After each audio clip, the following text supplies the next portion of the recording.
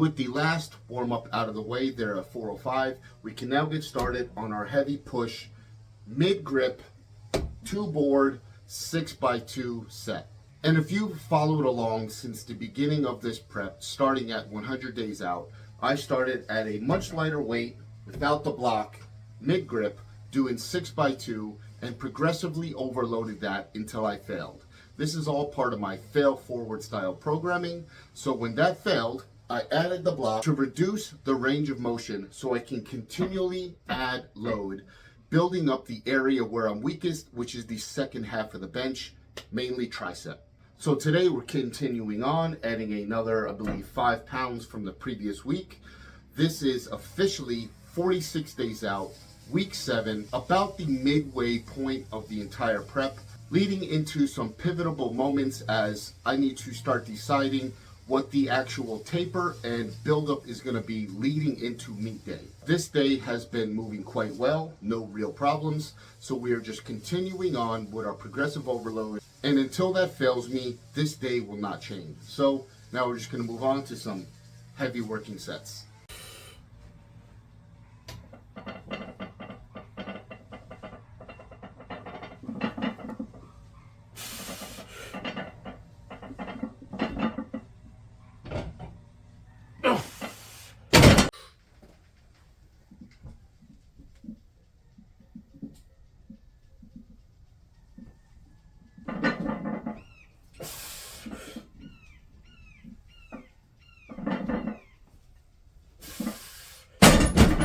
Okay, so those working sets did not go as planned. As you can tell by my first set, which was the mid-grip set, it moved terribly slow, and I knew immediately there was no chance I was making it through all 6 sets. So instead of continuing on and just failing and getting stuck under the bar, potentially crushed to death out here by myself, alone in this little bench barn woodshed that I have out here, I decided to move from the mid grip to my competition grip, which is pinky on the ring.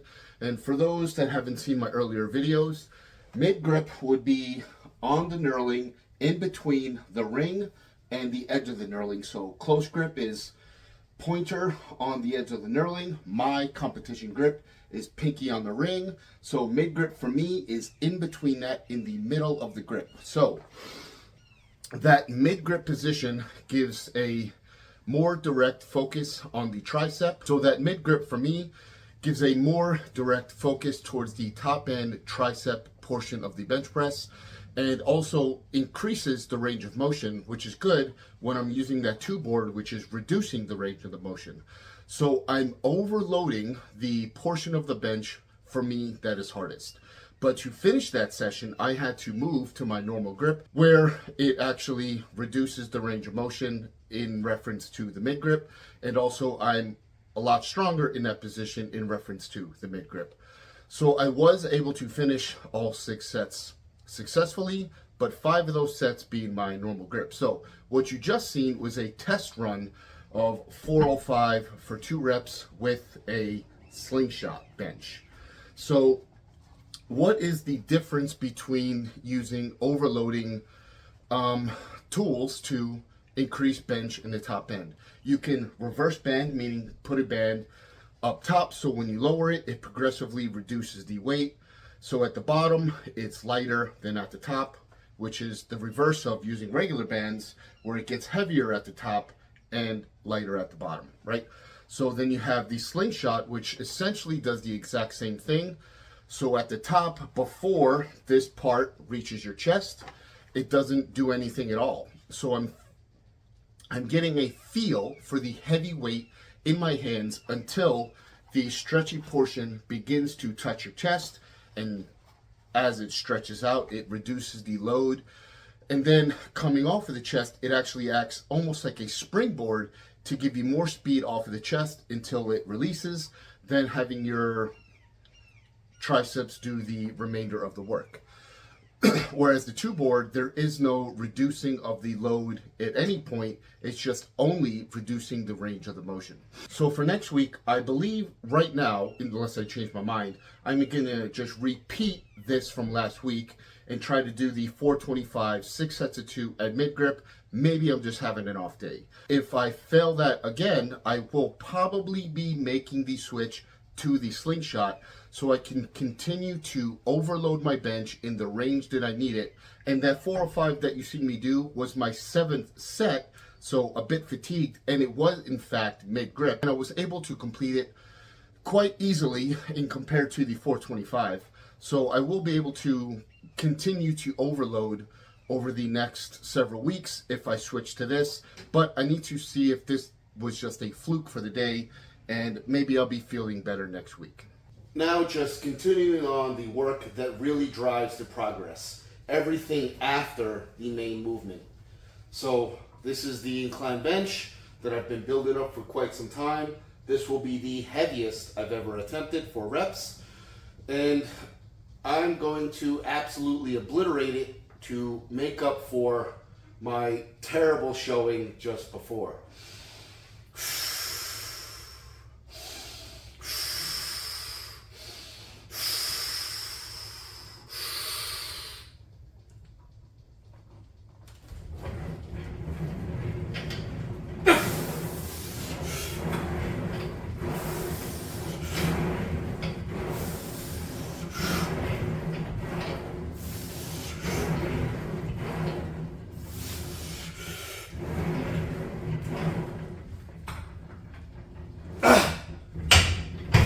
For the past several weeks, I've been doing the pec deck with the straight arms, as the bent arm version is, or was, too much tension on my elbow and causing a bit of pain that was affecting my bench and just really any motion, pushing or pulling.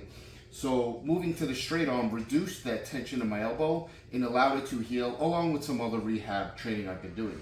But as I've been feeling much better, I'm now going to once again regress the weight back down, move back to the bent elbow position, and in doing so, I can move these back to the wider or deeper stretch position.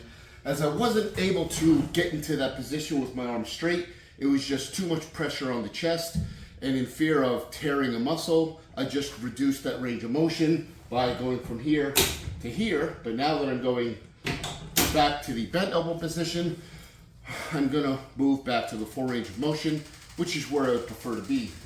So this will be my first set back in the bent elbow position. I went from full stack plus 20 pounds back down to the full stack. So let's see how it goes.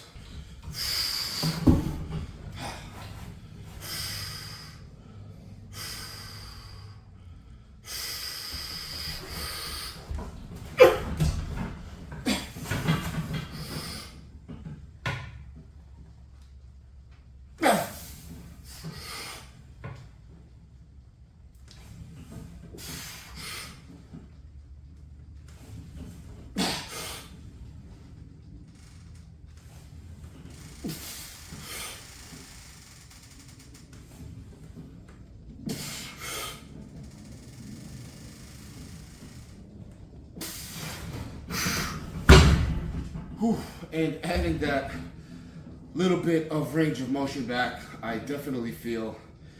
And surprising, even dropping the 20 pounds off, I only got 6 compared to the 8 reps I've been getting. So the full stack is in fact a good choice of weight. I will do my second set at that same weight and just move it up 5 more pounds next week.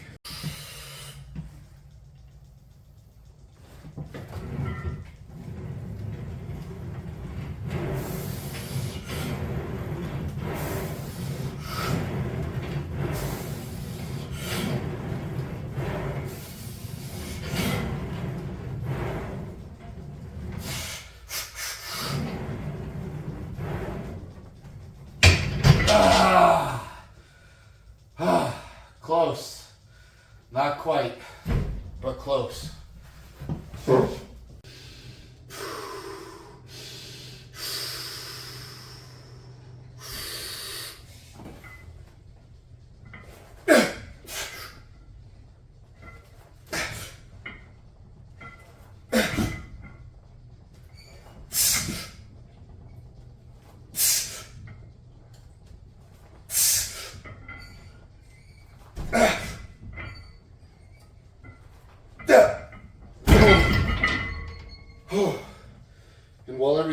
seems to be failing today. This continues to grow, which I'm happy with because training back is still my favorite.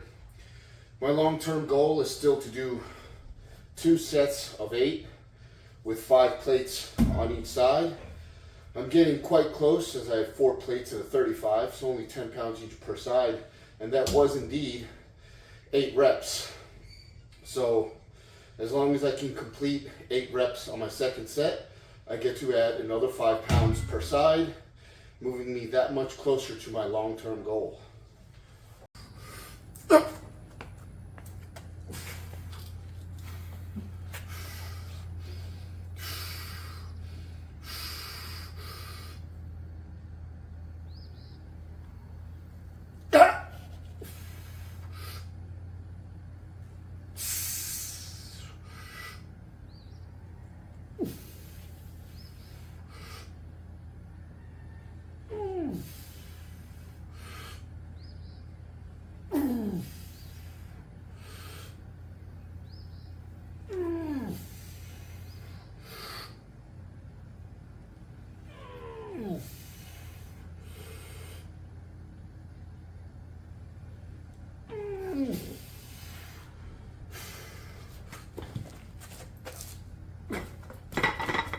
And extremely unfortunate for me, I will be ending all sessions with 15 minutes of some form of conditioning.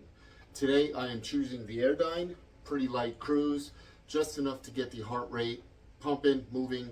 The idea here is to burn calories. I will speak about that in another video that I will dedicate just towards my meal plan, how I'm moving calories around, how I'm carrying my nutrition, and what I'm doing for conditioning to start prepping myself to make weight for the meet. So while today I am choosing the Airdyne, my normal conditioning days, not lifting days, I've still been doing basketball for about an hour, but that might change, that might stay the same. But on lifting days, it's just 15 minutes of steady state movement of whatever I choose, whether that be walking, jogging, even the pool movement and pool rehab, Airdyne, or whatever else I decide to do. But it will be 15 consistent minutes of low effort, steady state movement just to drive calorie burning at the end. So today is the Airdyne. I'm just gonna push on this thing for the next 15 minutes.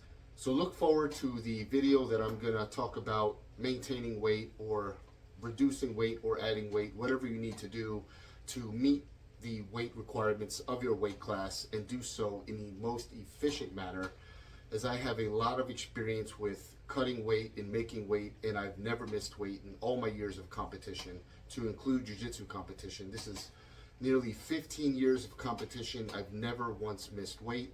I've cut up to 30, 32, 33 pounds in 24 hours, and the weight cut did not affect my performance. So this is something I've honed in over the years, and I'm gonna dive into a little bit about that in the video where I talk about meal planning, weight cutting, weight management, and how I use tools like this to make those things not dreadfully painful, as uncomfortable as they are always, how to make them a little less terrible.